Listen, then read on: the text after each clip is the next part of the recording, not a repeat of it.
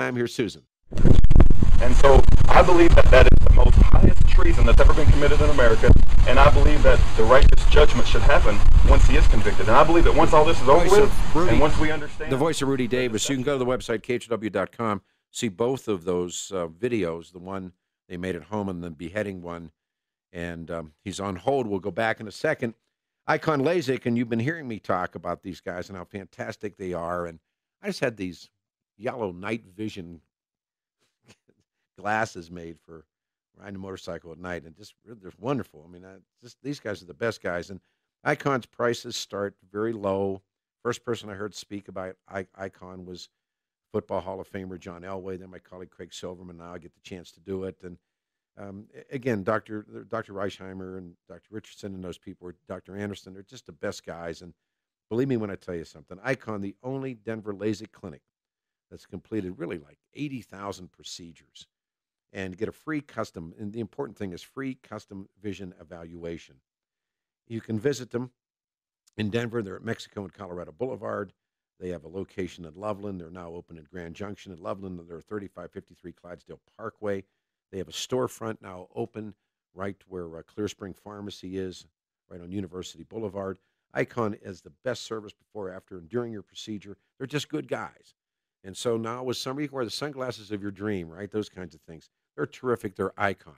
All right, with us on the line in Texas is, and he's an eligibility activist, Rudy Davis. Now, he gets a visit from Secret Service after posting a video that we have up about what he said should be done to Barack Obama.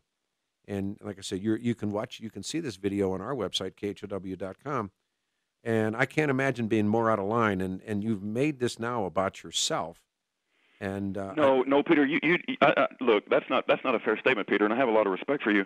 I didn't make it about myself. I said what was in my heart, and I said what I believe is true.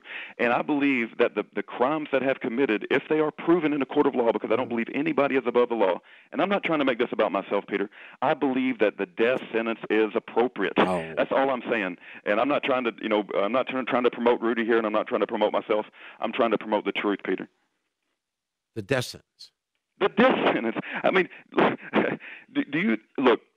Do you believe that the rule of law should apply to everyone equally, and nobody should be above the law?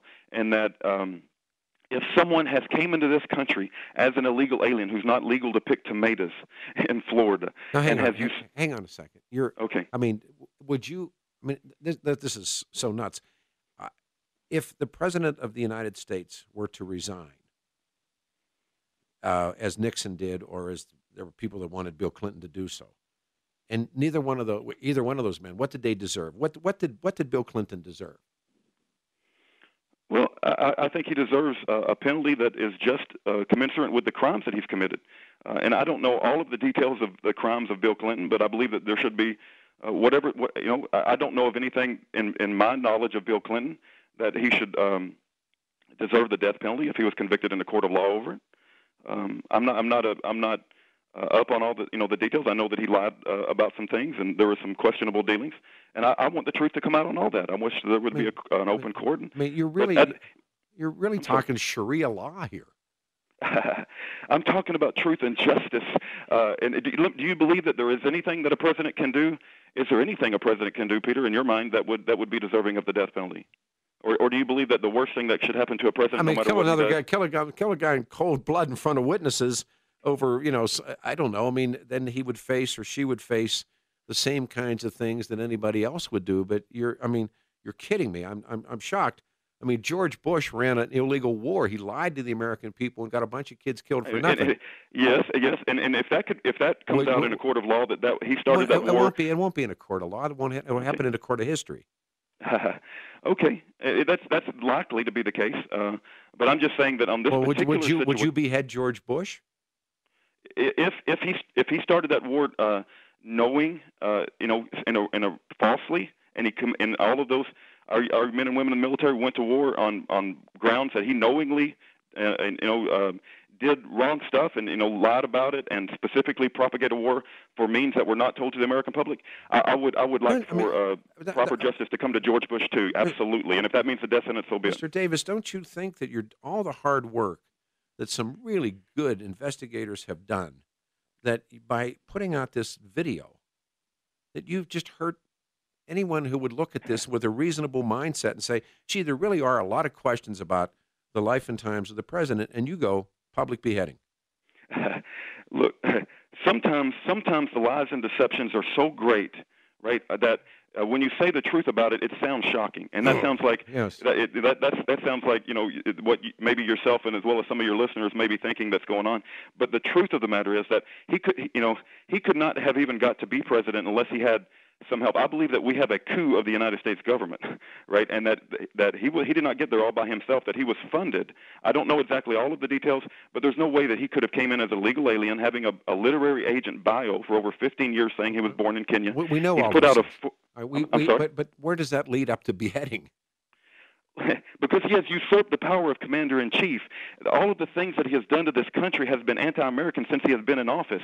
It's almost like he has a designed plan to destroy America with all of the debt, the promotion of, the socialist, communist, spread the wealth agenda. His, saying, and you got to understand, I'm a Christian too, and my agenda is to promote truth, right? And he is promoting the same-sex marriage stuff. I'm not saying that's worthy of death because people have an opinion about that, and I don't say anybody who promotes same-sex marriage should be put to death. I'm not saying that. But he is promoting that. He's promoting an anti-Christian, anti-American agenda that I believe is specifically designed to destroy this country.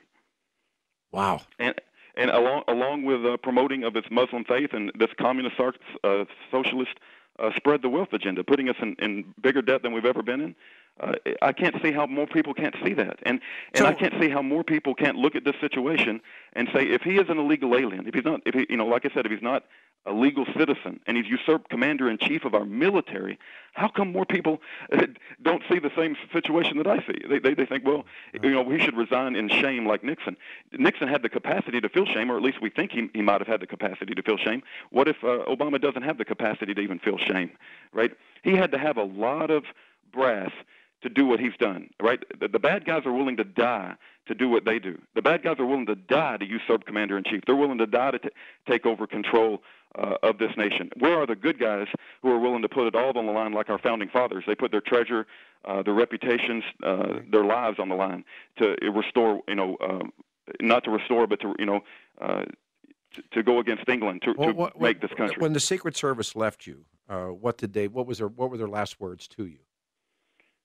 I think they reminded me that threatening the president was a crime, and that that will be determined in a court of law. And like I said, they were very cordial. And I understand that I'm not threatening the president. Let me make it very clear. The words I've always said is, once he is convicted in a court of law, I want the law to come back to America. I don't want anybody to be above the law. Right. But do you have a court date now for what happened? No, okay. Sir. Right. No, not yet. Right. Not yet. And you believe that if this all turns out to be, as we end the segment, a public beheading? I believe that's the proper penalty. Right out of the Arab world. Look, that's the only place on earth they still behead. You know that. Just because the Arabs do it, there is a time and a place. Historically, when was anyone ever beheaded in this country? When has it ever been the case that we have had a forget it. Power forget it. We people ride the needle, people get hung, people got the electric chair. People got firing squads. Peter, look, I believe it's a death sentence. I believe, and so we got different methods. If you want to promote hanging the first African American black president, so called, because that is other people's right to do that. I don't want to promote that because I think it's tied too closely with racist lynchings in the South. So, and I'm not a racist, and so people can call me anything they want to call me, but I will say that I believe that if he is convicted in a court of law, and if the evidence suggests that he's an illegal alien, not even an American citizen, I stand behind what I said, and I believe it's. I'm just saying the truth, and I'm not trying to make it about Rudy.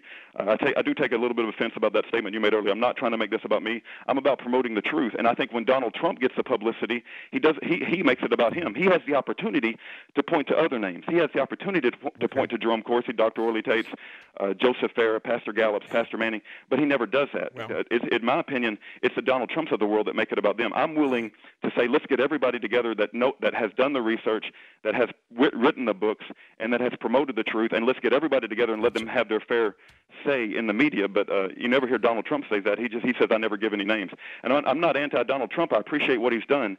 But in my opinion, when Donald Trump gets a chance to talk about he does make it about him. We will talk again, Mr. Davis. Thank you so much. All right, take care, All right, Peter. man. You too. All right, everybody. 6:30.